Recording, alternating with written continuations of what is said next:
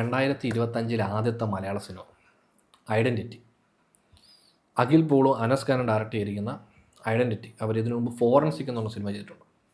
So ഈ പടം എങ്ങനെയുണ്ടെന്ന് ചോദിച്ചാൽ ടെക്നിക്കലി ഈ സിനിമ ടോപ്പ് നോച്ചാണ്. അതായത് ഭയങ്കര രസമായിട്ട് ഗംഭീരമായിട്ട് ചെയ്തിരിക്കുന്ന ഒരു ഫിലിമാണ്.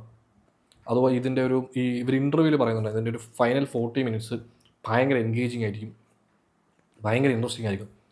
അതവർ പറഞ്ഞ പോലെ തന്നെ സിനിമയിൽ തിയേറ്ററിൽ നമുക്കത് ഭയങ്കരമായിട്ട് എന്താ പറയുക ഒരു ഇമ്പാക്റ്റ് നൽകിയൊരു സംഭവമാണ്. പക്ഷേ സിനിമയുടെ മേജർ ഡ്രോബാക്ക് എന്ന് പറയുന്നത് ഇതിൻ്റെ സ്റ്റോറി പറഞ്ഞൊരു രീതി. അതായത് കുറച്ച് കൺഫ്യൂസിങ്, കുറച്ചധികം കൺഫ്യൂസിങ്. നമുക്കത് ഫോളോ ചെയ്യാൻ കുറച്ച് പാടാണ്.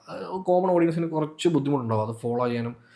കണ്ട് തീരുമ്പോൾ നമുക്കൊക്കെ ഇതായിരുന്നു ഈ സംഭവം എന്ന് മനസ്സിലാവുമെങ്കിലും അത് അവിടെ നമുക്ക് കുറേ ചോദ്യമുണ്ട്. ഇങ്ങനെ കണ്ട് തീരുമ്പോൾ പോലും നമ്മളിങ്ങനെ കുറച്ച് ചോദ്യങ്ങൾ ഇങ്ങനെ ബാക്കി വെച്ചേക്കുന്ന ഒരു സിറ്റുവേഷൻ ഉണ്ട് പടത്തിൽ. ബട്ട് ഓവറോൾ ഈ സിനിമ തിയേറ്ററിൽ വാച്ച് ചെയ്യാൻ ഭയങ്കര എന്താ പറയുക, നമ്മൾ മലയാളത്തിൽ ഇതുവരെ വന്ന സിനിമകൾ വെച്ച് നോക്കുമ്പോൾ ടെക്നിക്കലി ഭയങ്കര രസമായിട്ട് ചെയ്തേക്കുന്നൊരു പടമാണ്. എല്ലാവരും, അതായത് എസ്പെഷ്യലി ഇതിൻ്റെ സിനിമോട്ടോഗ്രഫി എടുത്ത് പറയണം. ഇത് ആക്ച്വലി അനമോഫിക് റേഷ്യോയിലാണ് ഈ സിനിമ വന്നിരിക്കുന്നത്. അതുകൊണ്ട് തന്നെ തിയേറ്ററിൽ ഇതിനൊരു ചെറിയ സ്കോപ്പ് ഉണ്ടാവും, മുകളിലും താഴെയായിട്ട് ഒരു ചെറിയ ബ്ലാക്ക് ബാർ ഉണ്ടാവും. അത് അഖിൽ ജോർജാണ് ക്യാമറ ചെയ്തിരിക്കുന്നത്. ക്യാമറ വർക്ക് ഗംഭീരമാണ്. അതായത് എല്ലാ ഷോട്ടും നല്ല രീതിയിൽ ലൈറ്റ് ചെയ്ത് എന്താ പറയുക, നല്ല രീതിയിൽ സ്റ്റേജ് ചെയ്ത് അത് നല്ല രസമായിട്ടത് കവർ ചെയ്തിട്ടുണ്ട്.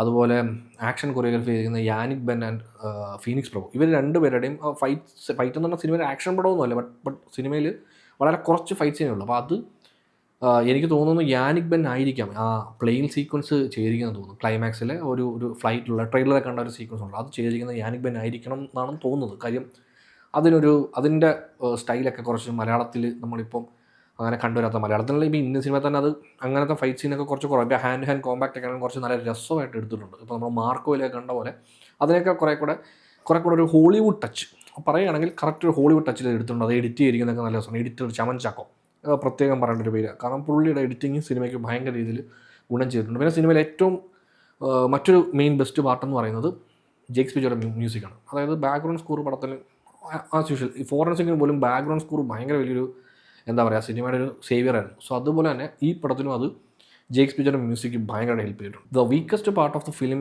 എന്ന് പറയുന്നത് റൈറ്റിംഗ് ആണ്.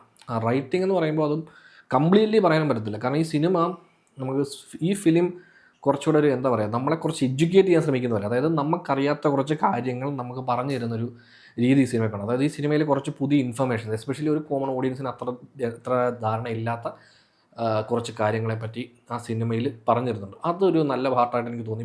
പക്ഷേ അത് പറഞ്ഞ രീതി എന്താ പറയുക, ഇങ്ങനെ ഒരു ഇൻഫർമേഷൻ ഡംപ് പോലെ ഒരു ക്യാരക്ടർ മറ്റൊരു ക്യാരക്ടറോട് ഇങ്ങനെ എക്സ്പ്ലെയിൻ ചെയ്ത് പറയുന്ന പോലെ, അങ്ങനെ ഇവർ ചെയ്ത കാര്യങ്ങൾ പോലും ഇവർ പിന്നീട് എക്സ്പ്ലെയിൻ ചെയ്യാൻ നിൽക്കുന്നു. സോ അത് കുറച്ച് കുറയ്ക്കാമായിരുന്നു തോന്നി. കാരണം അത് അത്രയും ഡീറ്റെയിൽ ആയിട്ട് നമ്മുടെ ഓഡിയൻസിന് അറിയേണ്ട കാര്യം അത് എന്താ പറയുക, എല്ലാവർക്കും ഇത് മനസ്സിലാവട്ടെ എന്നുള്ള ലൈനിലാണ് ചെയ്തിരിക്കുന്നത്. അത് എനിക്ക് കുറച്ച് അത്ര വേണ്ടായിരുന്നു തോന്നി. അത് കുറച്ചുകൂടെ അങ്ങ് വിട്ടാൽ സിനിമാറ്റിക് ലിബർട്ടിയുടെ ഭാഗമായിട്ട് നമ്മളത് ചോദ്യം ചെയ്യാൻ നിൽക്കില്ലെന്ന് തോന്നുന്നു.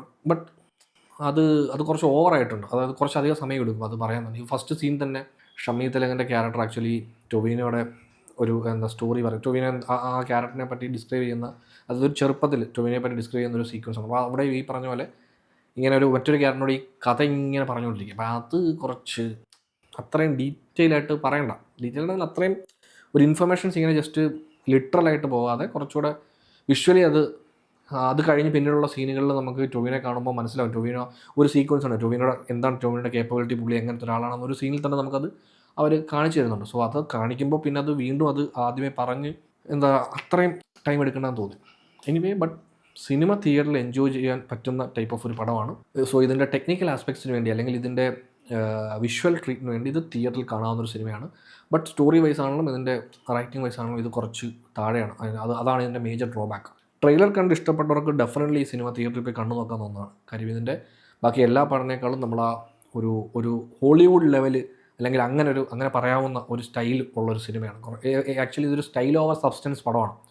സോ ഇതിൻ്റെ കുറച്ച് കോംപ്ലക്സ് ആയിട്ടുള്ള സ്റ്റോറി ടെല്ലിങ് ഒഴിച്ചു നിർത്തിയാൽ ഈ സിനിമയുടെ ബാക്കിയുള്ള ഘടകങ്ങൾ എൻജോയബിൾ ആണ്. സോ അതുകൊണ്ട് തിയേറ്ററിൽ പോയി ഒരു തവണ കണ്ടു നോക്കുന്ന പടമാണ്. So check it out.